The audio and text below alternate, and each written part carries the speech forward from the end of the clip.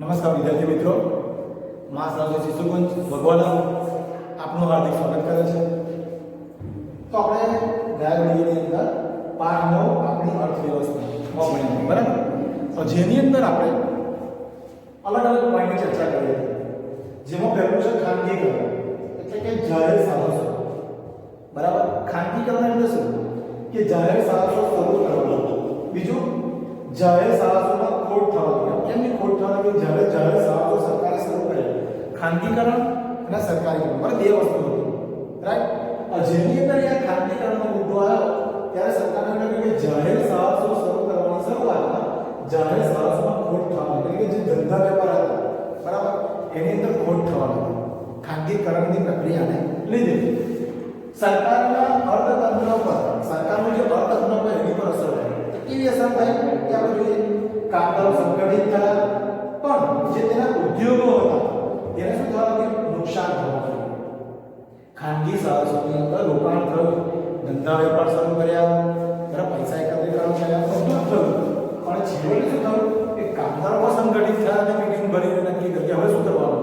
જેટલા એ લોકો ભેગા થયા તો એની અંદર જે આપણે અહીંયા ઉદ્યોગો જોઈએ છે, તો આ ઉદ્યોગોને નુકસાન થવા લાગ્યું. માટે લોકો ક્યાં વળ્યા? ખાનગીકરણ તરફ વળવા લાગ્યા. હવે ખાનગીકરણ તરફ વળવા લાગ્યા એટલે જાહેર સાહસોને અલગ અલગ એક ખોટો બતાવવા લાગ્યા, બરાબર? બીજી વસ્તુ કે આની અંદર ખાનગીકરણની અંદર સરકારે જાહેર સાહસોમાં શરૂ કર્યા, ખોટ પણ થવા લાગી, સરકારના અર્થતંત્ર પર અસર થઈ. માટે અહીંયાનો જે વસ્તુ વિનિમય, જે માલ વસ્તુ છે, અહીંયાની જે ચીજ વસ્તુઓ છે તેની માંગ વિદેશોની અંદર વધી ગઈ, બરાબર? જાહેર સાહસ શરૂ કર્યા પણ ખોટ પણ થવા લાગી. પણ એક સમયે વિશ્વની અંદર, એટલે કે આપણો જે માલ સામાન છે આઉટ ઓફ કન્ટ્રી, એટલે કે વિદેશી લોકો છે ત્યાં આગળ માલ સામાનનો ભાવ જે છે એ પણ વધવા લાગ્યો. બીજું, એની આપણી ડિમાન્ડ વધી ગઈ, બરાબર? આવું બી અલગ અલગ વૈશ્વિકરણની અંદર ખાનગી તરફ લોકો વધ્યા ત્યારે આવા અલગ અલગ પ્રશ્નો થયા. બીજો પોઈન્ટ છે કે વૈશ્વિકરણ. વૈશ્વિકીકરણ એટલે શું? વૈશ્વિકીકરણ એટલે શું? તો વૈશ્વિકરણમાં એટલે કે સમગ્ર વિશ્વનું એક બનવું. શું કહેવાય? સમગ્ર જે વિશ્વ છે આપણું તેનું કેવું? એક બનવું. વિશ્વનો કોઈ પણ દેશ અન્ય દેશ સાથે સરળ વેપાર ધંધો કરી શકે. ટૂંકમાં કે આપણે આઉટ ઓફ કન્ટ્રી કે વિદેશીની અંદર જો આપણે ધંધો બિઝનેસ કરવો હોય તો આપણે કરી શકીએ છીએ, બરાબર? તો અહીંયા આપી શકો કે વિશ્વનો કોઈ પણ દેશ અન્ય દેશ સાથે સરળતાથી વેપાર ધંધો કરી શકે છે. એ જોઈએ કે એકબીજા દેશો વચ્ચેના પરસ્પર સંબંધ અને તીવ્ર એકીકરણ, આ પ્રક્રિયા વૈશ્વિકીકરણ કહેવામાં આવે છે. ટૂંકમાં કહ્યું તો વૈશ્વિકીકરણ એટલે શું? કે એક દેશ બીજા દેશ સાથે અલગ અલગ વેપાર ધંધો કરે છે, બરાબર છે? એક દેશ બીજા દેશ સાથે વેપાર ધંધો અલગ અલગ રીતે કરે છે, તેને આપણે વૈશ્વિકીકરણ કહેવામાં આવે છે. આ વિદ્યાર્થી મિત્રો આની અંદર અલગ અલગ સંસ્થાઓ પણ કામ કરે છે, ભાગ ભજવી રહી છે, બરાબર? જેવું કે WTO, તમે નામ સાંભળ્યું છે, WHO નામ સાંભળ્યું છે, વર્લ્ડ હેલ્થ ઓર્ગેનાઇઝેશન, બરાબર?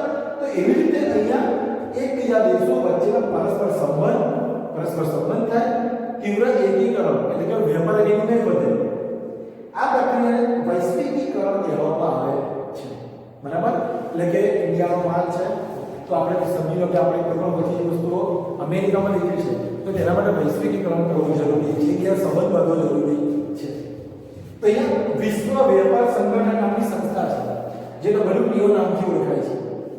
WTO નામથી ઓળખાય છે, વેપાર સંગઠન સંસ્થા. ઓકે, તો વિદ્યાર્થી મિત્રો આપણે હવે એની આગળ જોયું હતું, બરાબર? ખાનગીકરણ, જાહેર સાહસો, બરાબર? એ ખાનગીકરણમાં શું છે, જાહેર સાહસો શું છે, એના પછી આપણે મુદ્દો ચાલી રહ્યો છે, બરાબર? જેની અંદર આપણે જોઈએ તો વૈશ્વિકીકરણની અસરો. અહીં આગળ મુદ્દો જો કે વૈશ્વિકીકરણ એટલે શું, બરાબર? અને તેની અસરો કેવી થઈ રહી છે તે, બરાબર? તો એ અસરોને અલગ અલગ રીતે આપણે રોજગારીની તકો આપણે જોઈશું, બરાબર?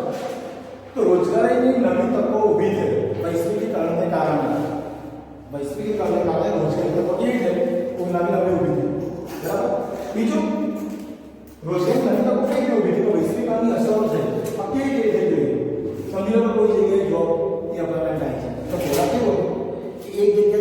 ટુર્નામેન્ટ આવે બરાબર, તેની અંદર 2500 રૂપિયા લેવાના છે 5 જણને, 2500 રૂપિયા એ બેઠા જ બતાવે.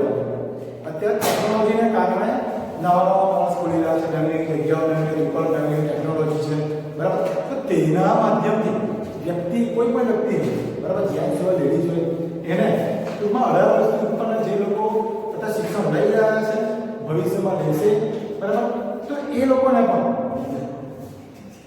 અહીંયા આપણે રોજ એવી તકો નવી નવી ઊભી થઈ છે બરાબર. બીજું કે phone, fax, mobile, email, internet વગેરે જેવા સાધનોથી આર્થિક વિકાસની ગતિ વધી છે. પહેલાના જમાનામાં કેવું હતું કે આપણે કોઈ પણ જગ્યાએથી કોઈ ઈમેલ તો હતું ને બરાબર છે. સમજી લો કોઈને આપણે કોઈ વાત કરવી હોય, કોઈ ચર્ચા કરવી હોય તો પહેલા માધ્યમ હતું પત્રાચારનું માધ્યમ હતું. પહેલાથી કોઈ પત્ર મોકલવામાં આવતો, કહેતા દિવસે પત્ર જાય, પછી કહેતા દિવસે પછી તેનો જવાબ આવે બરાબર. તો એવી રીતે પત્રાચાર થતો હતો. એનાથી 2-3 દિવસ લાગી જાય. જ્યારે પહેલા લોકો સમજે કે ફોન અગર કોઈને કશું કામ જ આપણે ફોનથી પૂછી લઈએ છીએ કે ક્યાં છે આ કામ છે બરાબર. બીજો કઈ ફેક્સ, સમજી લો આવક આપણે કે વિદેશમાંથી મારે કોઈ કાગળની મારે કોપી જોઈતી હશે, કોઈ વસ્તુ જોઈતી હશે તો મારે શું કરવું પડશે? મારે ફેક્સ નંબર એનો નહીં આપવો પડશે જે તે વ્યક્તિને, એટલે બરાબર તે વ્યક્તિના ફેક્સ નંબર આપી છે. એ વ્યક્તિ શું કરશે?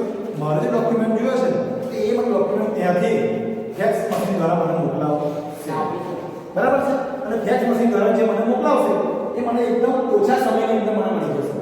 બીજું કે મોબાઈલ બરાબર, કોઈ વ્યક્તિને આપણે વાતચીત કરવી છે તો આપણે કોઈ પણ પહેલા કેવું તો મોબાઈલ ઘરે જ હતો, તો ઘર કાં એસટીડી માં આપણે મોબાઈલ ફોન કરતા, એસટીડી આઈએસટી પીસી જેને આપણે જે મોબાઈલ ફોન કહીએ છીએ બરાબર છે.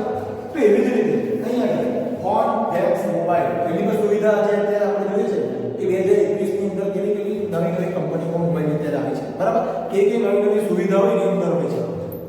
ત્યારે પહેલા વાતચીત કરતા હતા, હવે તો આપણે વિડીયો કોલ ના માધ્યમથી આપણે બીજાને જોઈ પણ શકીએ છીએ અને વિડીયો કોલ દ્વારા આપણે વાત પણ કરી શકીએ છીએ. બીજું છે ઈમેલ બરાબર. સૌથી પહેલા આપણે શરૂઆત થઈ રહી છે ઈમેલ જેને કહીએ બરાબર. એ ઇન્ટરનેટના માધ્યમથી તમે ઈમેલ યુઝ કરી શકો છો. એની માટે નેટ જરૂરી છે બરાબર.